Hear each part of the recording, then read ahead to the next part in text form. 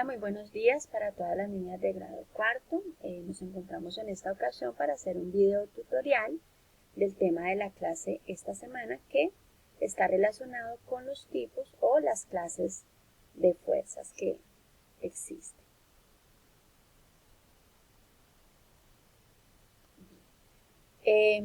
Cuando se hace una clasificación de las fuerzas, se debe tener en cuenta si el objeto sobre el cual actúa la fuerza está en contacto directo sobre el que la ejerce o si se encuentra a una distancia.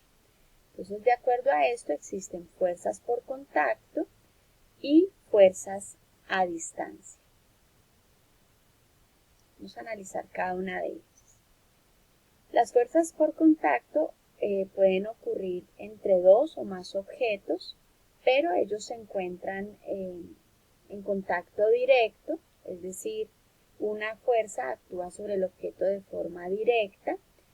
Cuando esto ocurre, se ejerce una fuerza opuesta llamada rozamiento. Ejemplo, si yo deseo mover la mesa que está en esta diapositiva, entonces el piso va a ejercer una fuerza contraria al movimiento que yo hago y a esa fuerza se le llama fuerza de roce o fuerza de rozamiento. Entonces vamos a comenzar a analizar esta primera clase de fuerza. Las fuerzas de rozamiento están muy relacionadas con el tipo de superficie o las irregularidades que tienen las superficies donde nosotros movemos los objetos. Entonces, por ejemplo, si nosotros deslizamos un objeto sobre un piso de madera o sobre una baldosa o sobre un piso completamente de cemento, entonces cada una de estas superficies tiene una característica particular y tiene unas irregularidades. Esas irregularidades las llamamos rugosidades y son las que nos van a permitir desplazar más fácilmente o con mayor dificultad un objeto sobre la superficie. Esta fuerza de rozamiento es básicamente lo que nos permite a nosotros movernos o desplazarnos. Si la fuerza de rozamiento no existe, pues sería muy difícil para nosotros poder caminar, correr, ir en un vehículo, etc. Bien. ¿Qué característica tiene la fuerza de rozamiento? Pues la fuerza de rozamiento siempre es una fuerza opuesta. ¿Qué significa esto? Que si yo, por ejemplo, en el caso de la muñequita, estoy desplazando la caja en esta dirección, hacia el lado derecho, el piso va a hacer una fuerza exactamente igual, pero en sentido contrario, es decir, hacia el lado izquierdo. La fuerza de rozamiento, además de ser opuesta al movimiento, también tiene una característica, y es que depende de la rugosidad del piso. Entre más rugoso sea el piso, pues más dificultad voy a tener para poder desplazar el objeto o la caja en este caso. Entre más liso sea, pues voy a tener mayor facilidad para moverlo.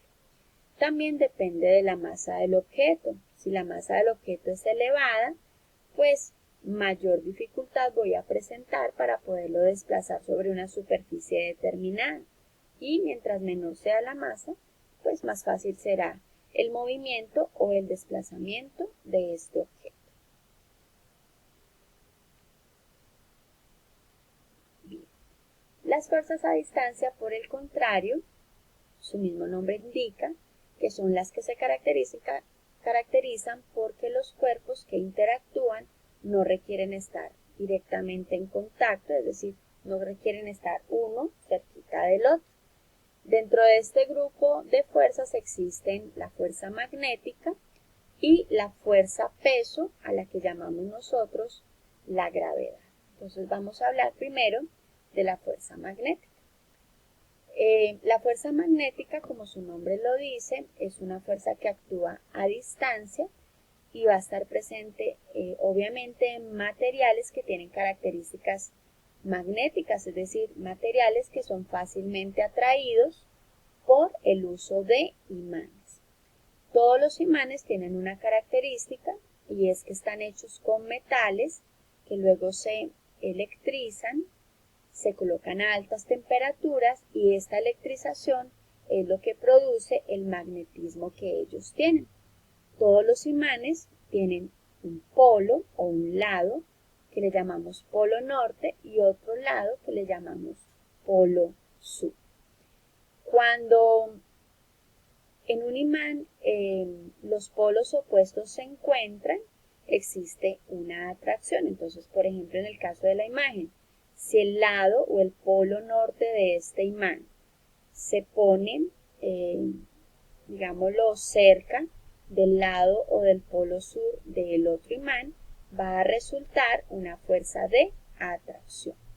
Pero si por el contrario yo coloco el polo o el lado norte del imán con el polo norte del otro imán, entonces va a generarse también una fuerza, en este caso de repulsión.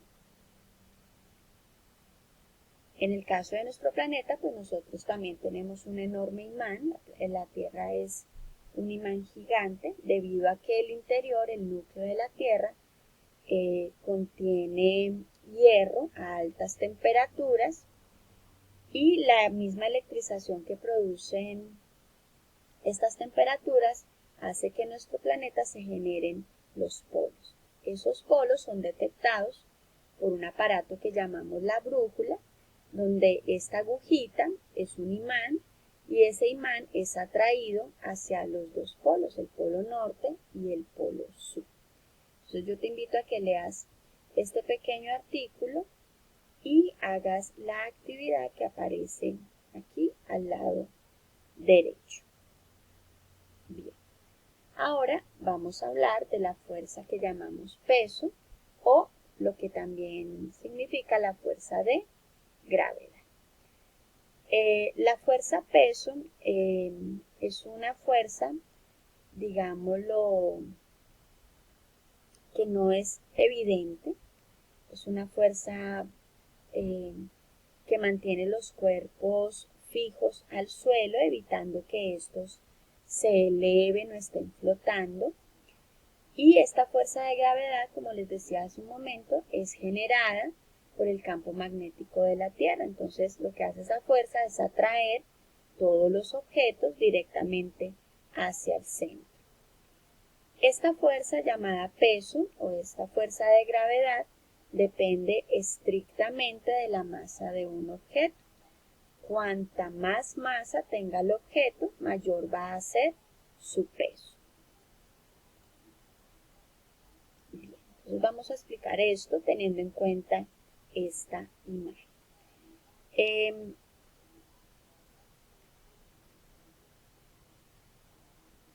el caso de la imagen que tenemos acá, entonces vamos a tener en cuenta que si nosotros hablamos de distintos cuerpos celestes en el universo, nuestro peso va a variar en esos lugares, pero no va a ocurrir lo mismo con nuestra masa.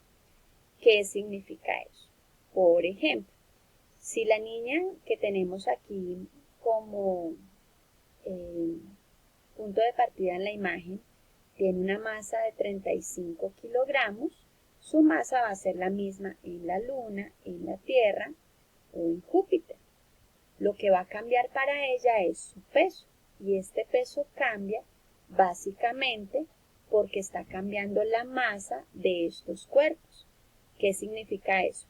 Que el peso de ella es menor en la Luna porque la masa de la Luna es mucho más pequeña, que el peso es mayor en la Tierra porque la masa de la Tierra es mucho más grande o mucho mayor comparada con la de la Luna y que en Júpiter su peso, el peso de la niña sería mayor porque la masa de este planeta es comparativamente mayor a la de la Tierra o al de la Luna como satélite.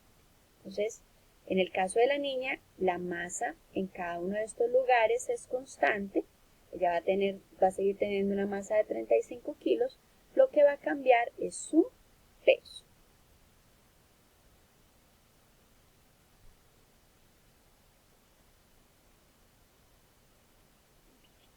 Espero que hayas podido comprender lo que trabajamos el día de hoy con las fuerzas Dentro de las diapositivas tú tienes unas actividades por desarrollar, entonces te invito a que las pongas en práctica y en el encuentro virtual pues vamos a tener un espacio para que plantees las dudas, tus interrogantes y podemos hacer también una breve explicación adicional.